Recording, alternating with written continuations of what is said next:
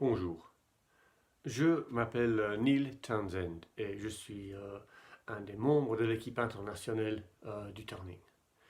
C'est un vrai privilège d'être avec vous ce matin, même si dans ces temps ça doit être virtuellement. J'avais hâte d'être avec vous en personne, euh, mais la situation a simplement rendu impossible. Mais quand même, j'ai le privilège ce matin d'être avec vous sur ce vidéo et de partager avec vous les 7 consignes pour bien vivre, pour réjouir en faisant The Turning. En principe, vous avez un petit cartonnette comme ceci avec les 3 blocages et puis les 7 consignes. Et nous allons regarder ensemble maintenant les 7 consignes pour faire The Turning bien sur les rues. D'abord, je veux tout juste dire merci. Simplement être ici et décider de dire oui à Jésus et à l'Évangile et à partager la bonne nouvelle. Simplement dire c'est oui et être ici est une victoire dans l'Esprit Saint. Donc je vous remercie et j'en vais réjouir encore plus quand j'entends toutes les histoires qui vont venir de vos efforts sur les rues aujourd'hui. Bon, première consigne, sourire intentionnellement le plus possible. Donc, pourquoi? Très simplement parce que nous apportons une bonne nouvelle. Ce que nous allons partager avec les gens est la bonne nouvelle. Et donc, nous les approchons avec un joie et nous voulons que notre visage exprime cette joie. Donc, et même si on est masqué, quand on sourit ici, ça se voit dans les yeux. Donc, je souris. Donc, on va faire un petit peu de pratique. Je ne peux pas vous voir, mais quand même, venez avec moi. Quand j'arrive à 3, tout le monde sourire. 1, 2, 3, souriez. Excellent. Yes. Donc, quand on approche quelqu'un, on sourit intentionnellement le plus que possible pour aider eux à comprendre que nous voulons positivement et à aider nos esprits à rappeler que ce que nous faisons est positif. Deuxièmement, nous essayons de prier avec tout le monde, que ce soit pour le salut ou pour un engagement renouvelé, ou même simplement prier. Parce que vous savez sans doute que chaque fois que nous prions, nous changeons le futur pour le mieux. Quand je prie à Dieu, le futur change pour le mieux. Donc je veux prier pour autant de gens que possible parce que quand je prie pour eux, leur futur change, peut-être un peu, peut-être grandement, pour le mieux. Et donc, quand j'approche et je fais le script avec les gens, j'ai toujours joie quand je peux prier pour eux parce que j'ouvre leur vie un petit peu plus ou même un grandement plus au travers du Saint-Esprit. Et donc, je veux prier avec autant de gens que possible. Et même si ils veulent arrêter très vite, quand même, je prie pour eux, si possible. En partant, je dis, soyez bénis dans le nom de Jésus. Pour qu'ils partent avec une bénédiction de Dieu, pour transformer leur esprit. Troisièmement, ne pas argumenter, ni juger, ni condamner. Très simplement. J'imagine que dans votre vie, vous avez vécu un argument. Et ce que je remarque est que quand quelqu'un vient pour argumenter, moi, dans mon esprit, je veux argumenter. Et qu'est-ce qui arrive? Un argument. Ça ne va gagner personne à n'importe quoi. Donc, si quelqu'un veut argumenter, on dit « J'entends votre avis, monsieur, madame, Et je vous bénis. Mais je ne suis pas ici pour argumenter avec vous. Et je ne veux pas gaspiller votre don. Donc, soyez bénis. Et que Dieu vous bénisse aujourd'hui. Et continue avec le script. Et si ça ne marche pas, simplement on dit au revoir. On n'est ni là pour juger ou condamner. On va rencontrer tout un tas de gens avec tout un tas d'habitudes. Y inclut des habitudes pas super bien bibliques. Mais notre job n'est pas d'être le juge. Si j'ai bien lu ma Bible, Dieu est le juge. Notre boulot, notre job est de communiquer la bonne nouvelle de Jésus pour que les gens trouvent l'amour du Père pour eux. Et dans cette atmosphère de son amour et du salut, ils sont transformés et deviennent des hommes et des femmes formidables. Mais on commence avec la bonne nouvelle. Et notre job est la bonne nouvelle. Comme je l'ai dit, Dieu est le juge. Nous laissons ça à lui. Et spécialement quand on fait le turning sur les rues.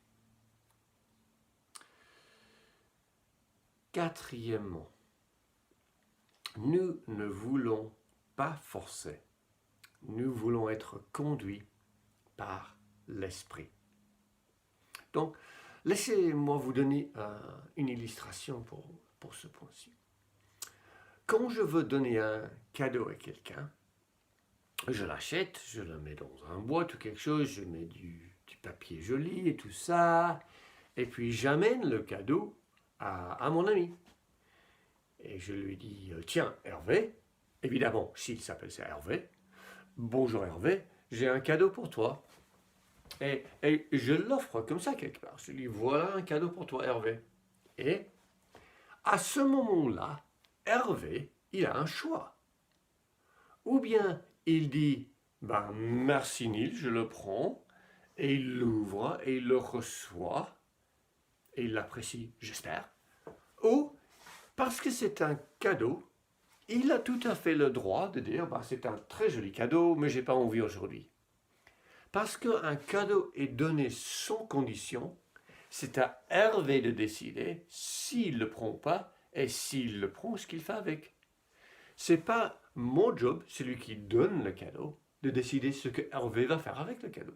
Et c'est le même ici. Nous venons avec le meilleur cadeau du monde. Découvrir Dieu, être pardonné, aller au ciel éternellement, recevoir la joie du Saint-Esprit, être transformé par Dieu pour devenir, etc., etc. Mais nous venons avec ça comme un cadeau. Et nous l'offrons à ces gens. Et il y aura des gens qui vont être prêts à recevoir un cadeau et des gens qui vont être pas encore prêts. On ne va pas venir chez eux et dire « Tiens, j'ai un cadeau pour vous, voilà, bam !» Ben, ça ne sert à rien. Ils ne sont pas prêts à recevoir ce cadeau. Parce que quelque chose dans leur esprit n'est pas encore prêt à voir que c'est vraiment un cadeau pour eux. Ils pensent que c'est pas là. Mais ça, c'est pas notre job de décider ça.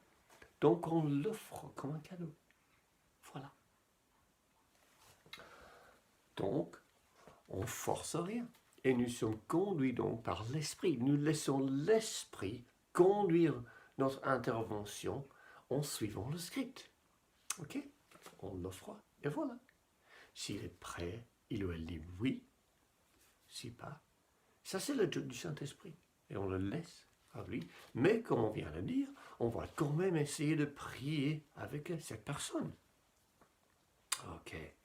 Cinquièmement, évitez le jargon religieux et ne pas faire semblant d'avoir une réponse si on n'en a pas. Ben, mes amis, vous connaissez tous le jargon religieux. Alléluia, gloire à Dieu. C'est formidable ce jargon. C'est parfait pour des réunions des chrétiens. Soyez bénis, mon ami, avec l'agneau, le son de l'agneau immolé sur la croix pour vous. Parfait pour une réunion. Pas vraiment très bien quand on essaie de communiquer la bonne nouvelle avec des gens qui ne sont pas encore des chrétiens. Donc, mes amis, vous savez tous ce que c'est le jargon. Ne l'utilisons pas. utilisons des mots qui sont compréhensibles. Quand vous regardez le script et quand vous l'utilisez, vous allez remarquer que vraiment il y a très très peu de jargon là-dedans. Peut-être un ou deux mots.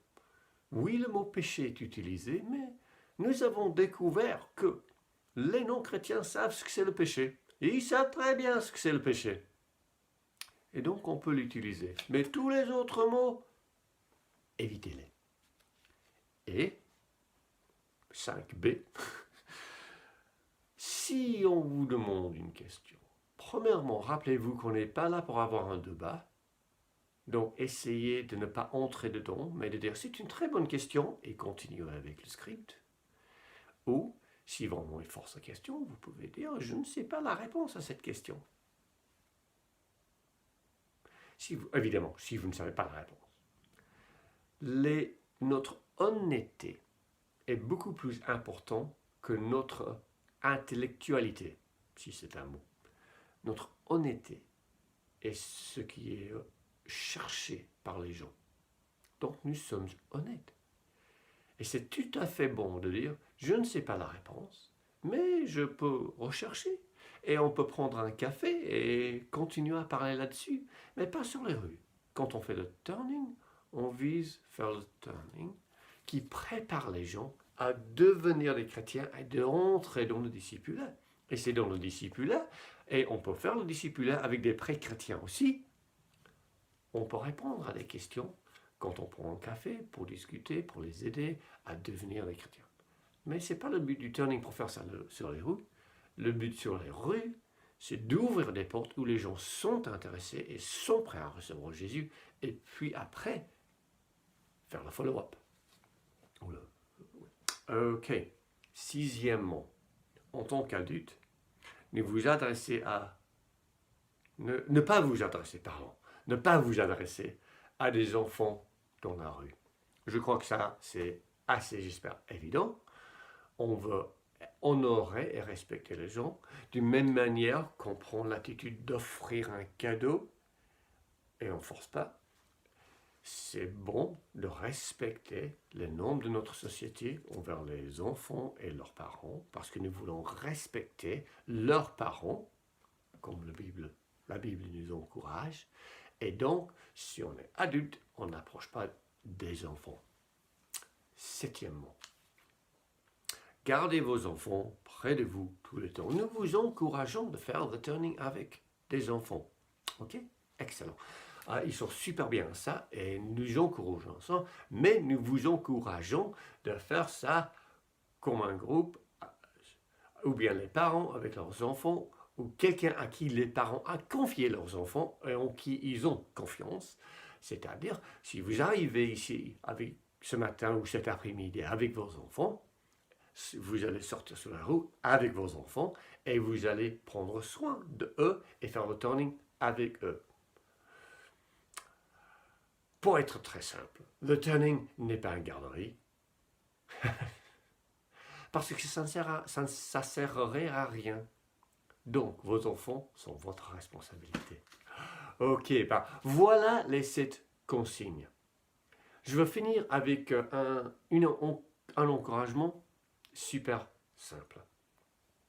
Quand nous allons sur les rues, c'est comme si nous approchons des arbres, des pommiers. Et nous allons vers ce pommier et nous regardons que sur ce pommier, il y a des pommes, parce que c'est la saison des pommes. Excellent! Et je ne sais pas si vous avez travaillé avec des pommiers. Dans mon jardin, j'ai le privilège d'avoir un ou deux pommiers.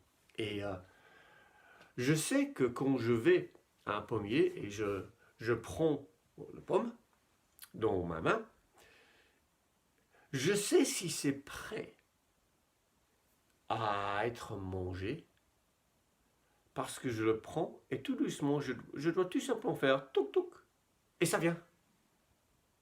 Et c'est bon à manger parce que c'est prêt. Si, par contre, je vais au pommier, je prends la pomme, je fais touk touk, rien n'arrive et je fais boum. Premièrement, c'est du boulot. Ça ne sert à rien. Et deuxièmement, le pomme n'est pas prêt. Donc, quand nous allons sur les rues avec le turning, nous cherchons ces pommes mûres et prêtes. Ok? Et c'est eux que nous cherchons. Et nous savons qu'il y en a beaucoup. Et vous allez ce matin ou cet après-midi trouver des pommes mûres. Et vous allez réjouir à les diriger dans une prière de réponse à Jésus, à prendre leurs détails, à arranger des cafés et toutes des choses comme ça. Ah, dans mon esprit, j'ai hâte d'être avec vous. Mais malgré tout ça, je vous bénis et j'attends avec impatience d'entendre vos histoires. Soyez bénis.